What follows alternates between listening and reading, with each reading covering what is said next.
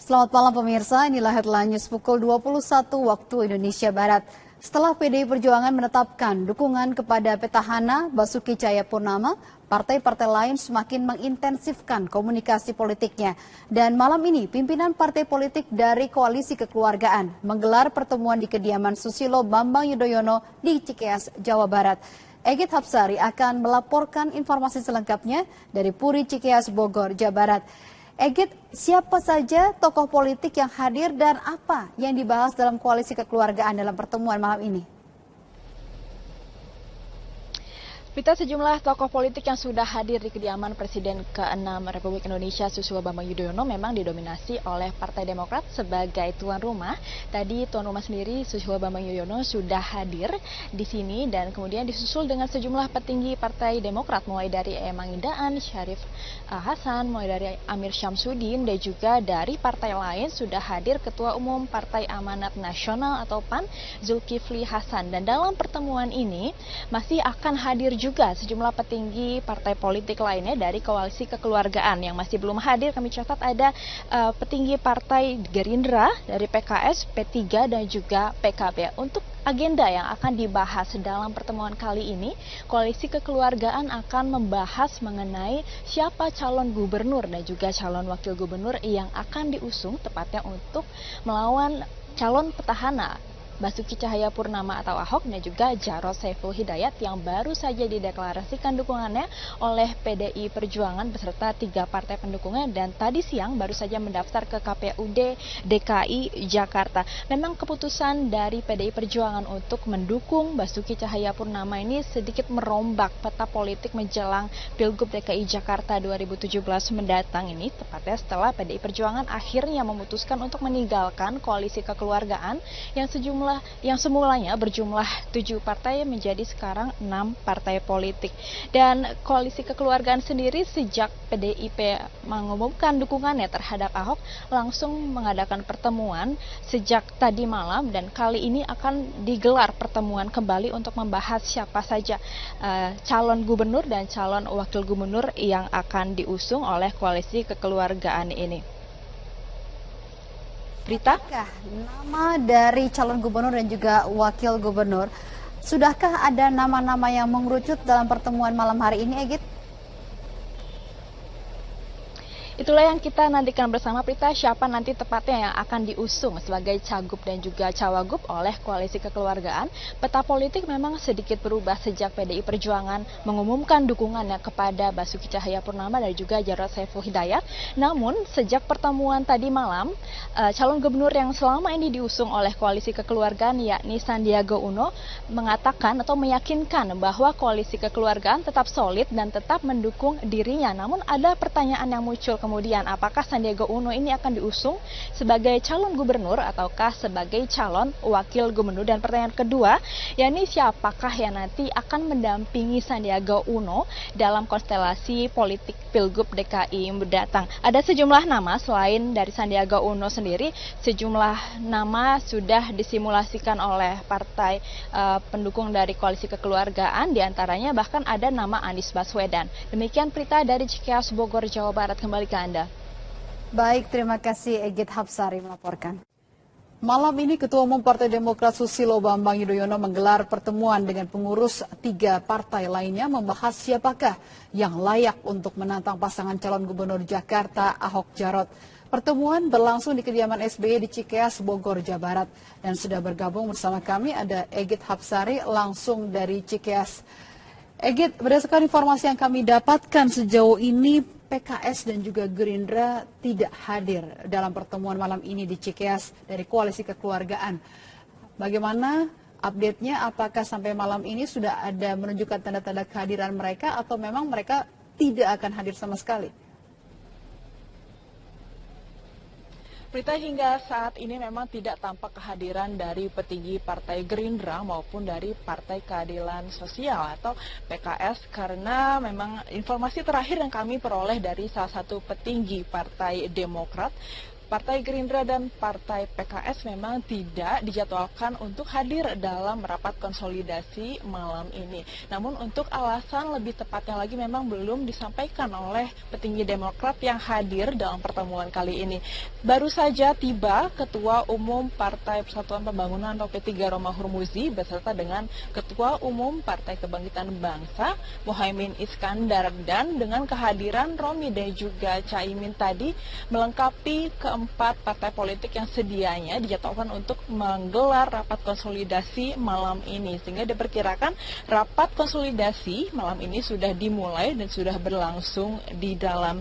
Memang agenda untuk rapat konsolidasi malam ini adalah untuk membahas calon gubernur dan juga calon wakil gubernur yang akan disandingkan dalam Pilgub DKI Jakarta 2017 mendatang untuk melawan calon gubernur dan calon wakil gubernur petahana Basuki Cahayapurnama dan juga Jarod Saiful Hidayat. Sejumlah nama memang sudah santer terdengar akan digadang-gadang atau dicalonkan oleh koalisi kekeluargaan yang semuanya terdiri dari 7 parpol. Kemudian Partai Demokrasi Indonesia Perjuangan atau PDIP menyatakan dukungannya kepada Basuki Cahayapurnama, sehingga koalisi kekeluargaan ini tinggal berjumlah 6 partai politik. Jika skenario awal tetap mengusung Sandiaga Uno, Prita, ada sejumlah pertanyaan yang mungkin muncul, apakah Sandiaga Uno nanti akan dicalonkan sebagai calon gubernur, apakah sebagai calon wakil gubernur, dan siapa yang akan mendampingi Sandiaga Uno sebagai pasangan untuk melaju sebagai dalam Pilgub DKI Jakarta 2017 mendatang. Nah, inilah yang akan kita nantikan bersama dalam rapat konsolidasi yang baru saja dimulai malam ini. Berita? Pada saat pembahasan malam ini tentunya sudah mengerucut kepada penyebutan nama-nama yang sangat potensial. Tadi Anda sudah menyebutkan adanya Sandiaga Uno. Adakah nama-nama lain yang kemudian juga mengerucut disebutkan dalam pertemuan malam ini? Tadi Syarif Hasan memang sempat menyebutkan sejumlah nama yang bisa menjadi pengerucutan nama setelah nama-nama yang banyak beredar selama ini yang akan dicalonkan oleh koalisi kekeluargaan. Di antaranya Syarif Hasan menyebutkan bahwa elektabilitas tertinggi memang saat ini dipegang oleh Basuki Cahayapurnama, namun posisi kedua ia menyebutkan elektabilitas tertinggi kedua diduduki oleh Yusril Iza Mahendra, baru yang ketiga diduduki oleh Sandiaga Uno, dan yang keempat yang ini yang cukup menarik diduduki oleh mantan Mendikbud Anies Baswedan. Dan nama-nama ini kemudian yang mengerucut yang kemudian telah disimulasikan oleh keempat partai politik ini, disimulasikan dalam artian elektabilitasnya apabila satu pasangan disandingkan dengan pasangan yang lainnya, akankah membawa kemenangan bagi keempat partai politik ini. Namun untuk nama siapa yang akan diusung tepatnya pada Pilgub DKI Jakarta mendatang sepertinya masih belum bisa dipastikan malam ini. Tadi Syarif Hasan juga menyebutkan bahwa kemungkinan besar akan disebutkan pada esok hari, dan ini juga yang ditunggu-tunggu oleh publik karena ini sudah memasuki injury time atau sudah memasuki batas akhir pendaftaran calon gubernur dan juga calon wakil gubernur DKI Jakarta yang akan berakhir beberapa hari lagi. Prita. Baik, terima kasih. Egit Hapsari melaporkan dari Cikeas. Setelah PDIP mengusung petahana Basuki Cahayapurnama atau Ahok dalam Pilkada DKI Jakarta 2017, malam ini Koalisi Kekeluargaan menggelar pertemuan di rumah Ketua Umum Partai Demokrat, Susilo Bambang Yudhoyono di Cikeas, Jawa Barat, untuk membahas peta politik Pilkada DKI Jakarta. Ketua Umum Partai Demokrat Susilo Bambang Yudhoyono menggelar pertemuan di kediamannya di Puri Cikeas terkait persiapan Pilkada DKI Jakarta. Dari 10 partai yang memiliki kursi di DPRD DKI, tersisa 6 partai yang belum menentukan sikap. Sebelumnya 4 partai yakni PDIP, Golkar, Nasdem, dan Hanura telah resmi mendukung petahana Basuki Cahayapurnama dan juga Jarod Saiful Hidayat.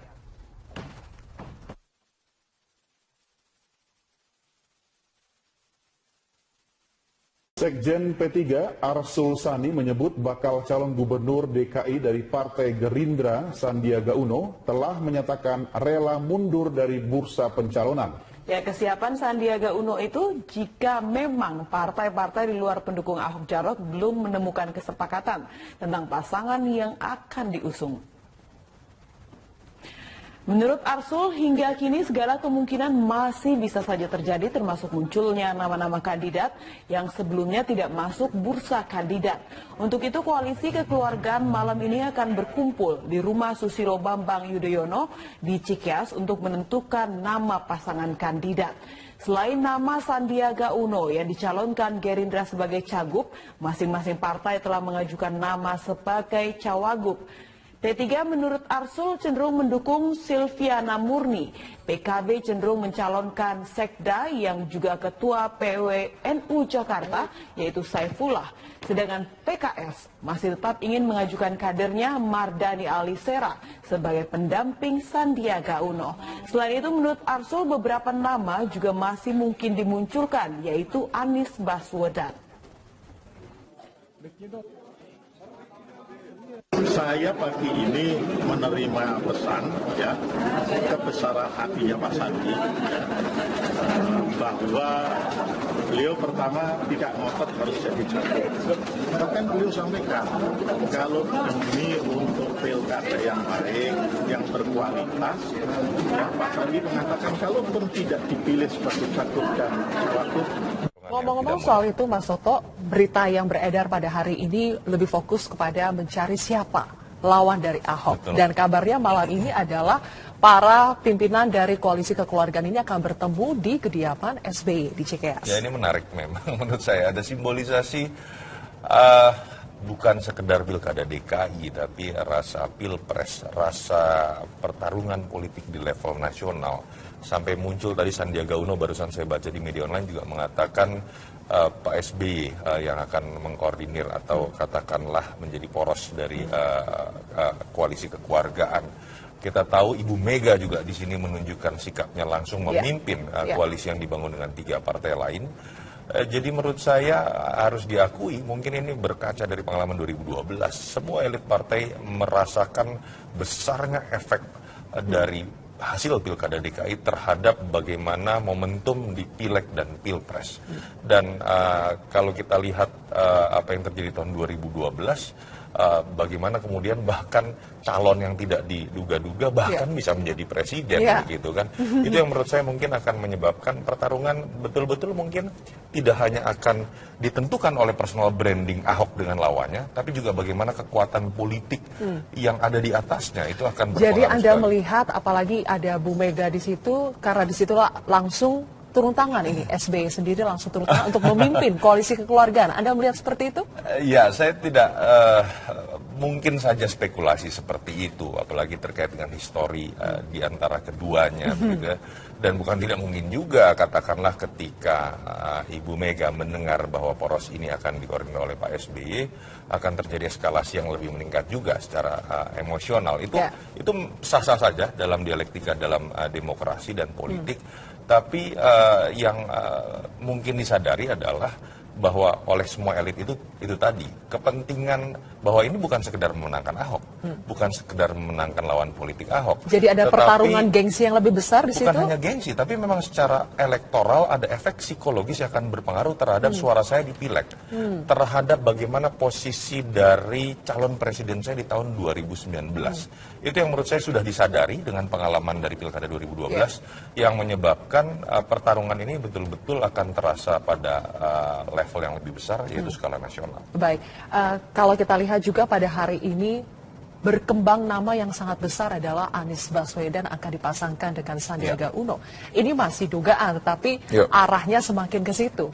Apakah Anda melihat dua figur ini akan menjadi lawan yang nanti akan sebanding dengan Ahok Jarot? Kita belum tahu ya apakah Sandiaga akan mempertahankan posisinya menjadi nomor 1 dan kemudian betul-betul bersanding dengan deklarasi PKS. Tapi sudah menyatakan rela untuk menjadi yang nomor 2. Nah, itu yang menurut saya menjadi faktor yang menarik, membuat dinamisasi dari poros yang akan melawan Ahok ini menjadi lebih dinamis, karena Sandi dari awal memang menunjukkan dia sangat fleksibel untuk jadi nomor 2. Dulu menyatakan bisa menjadi nomor 2 dari Risma. Belakangan menyatakan bisa saja menjadi nomor 2 dari Anies. Saya tidak tahu apa ini ketidakpedean politik Sandi, tapi juga bisa dilihat sebagai bentuk sikap realistis dalam konteks mencapai tujuan akhir bisa mengalahkan Ahok. Karena harus kita akui ketika disandingkan dengan nama Anies, dari sisi pengenalan di level politik nasional, Anies sudah memiliki posisi yang lebih baik karena pernah menjadi menteri, pernah maju menjadi capres juga.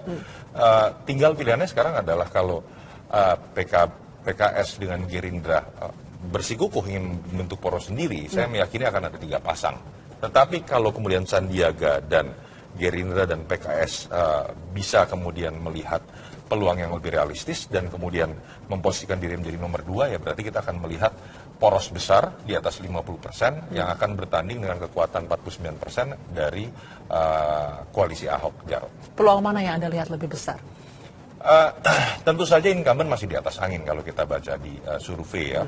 Ahok memiliki modal sosial di tingkat kepuasan publik 65 sampai sekitar 80%. Itu angka yang cukup tinggi buat incumbent kalau kita baca survei 6 bulan terakhir. Tapi yang menarik juga adalah biasanya tingkat kepuasan publik berbanding lurus dengan tingkat elektabilitas. Ketika elektabilitas 65%, biasanya tidak akan jauh berbeda tingkat elektabilitasnya. Tetapi yang terjadi sekarang, kepuasan publiknya di atas 65%, tapi tingkat kepuasan publik hanya 45-55%. Artinya memang ada faktor X. Saya tidak tahu, bisa faktor primordial, bisa faktor komunikasi publik atau gaya pendekatan dengan Ahok. Itu yang mungkin bisa disasar oleh lawan-lawan politik Ahok. Kita akan bahas lebih lanjut soal